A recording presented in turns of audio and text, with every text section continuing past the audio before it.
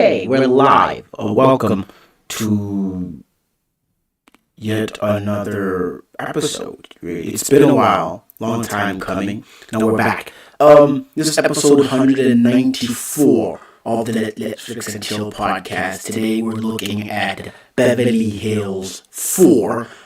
It's called Alex F. The Return of Alex Foley. Foley, whatever. I have to say, in the 90s, this movie, the first installment came in 1984, if I'm not mistaken. When this shit first came out, when I first watched, this was amazing. Now I'm an older person, I just realized Alex Foley does more trouble, more damage than saving. He's a villain. He's not a hero, he's a villain. Like, I'm about to spoil this.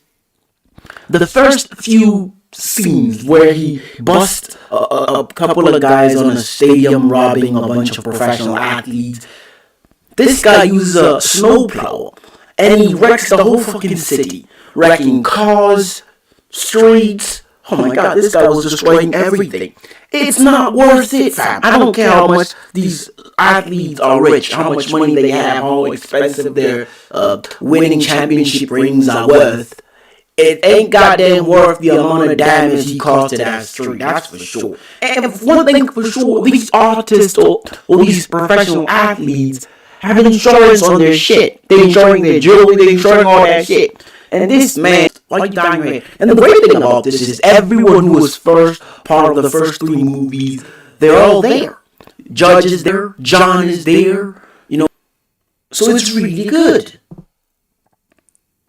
And of course, a few faces are in there. You got that Bobby played by Josh Gordon-Levitt, and you're like, oh, Kevin Bacon is in here, and he's a Captain Grant who's a dirty cop. He's apparently the bad villain. You got Taylor Page playing Eddie's or Alex's daughter, and the whole thing about the film is the relationship between father and daughter is strained, and they trying to find a way to get back together as a father and daughter.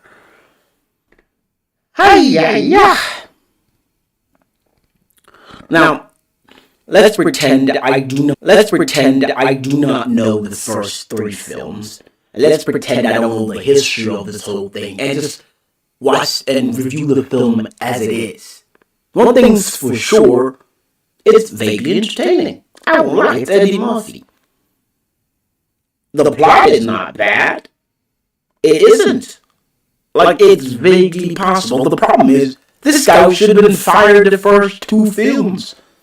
I mean, like, if you're doing more damage to the streets than you're actually helping the streets, you should be definitely fired, fam.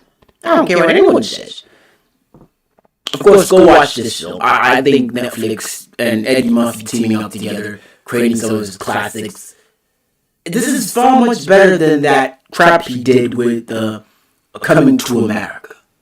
I feel like this is better. This is possible. They say black don't crack. I think Eddie's on Botox or something, because there's no way, there's no goddamn way that everybody who's made a return, like John Ashton, Judge Reinhold, that's his name, right? And somehow my man looks younger than all of them. Like, I mean, he even looks younger. Even Kevin Bacon looks with Botox. I don't care what anyone says.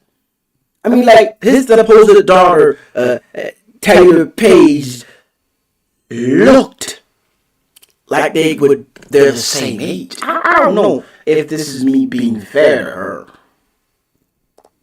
I'm just saying. That's how she looked, fam. That's how she looked. And that's not fair on her.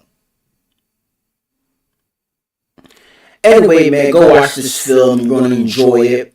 Now, whether it's a success or not, it's gotten a lot of approval on these Rotten Tomatoes and all that. And I'm giving it a thumbs up. I'm saying go watch it, fam. You're going to enjoy it. Anyway, that's it for me. I don't think I need to say more on this film. 5 minutes with Reese Chanson on watching this film. Adios, folks. Adios.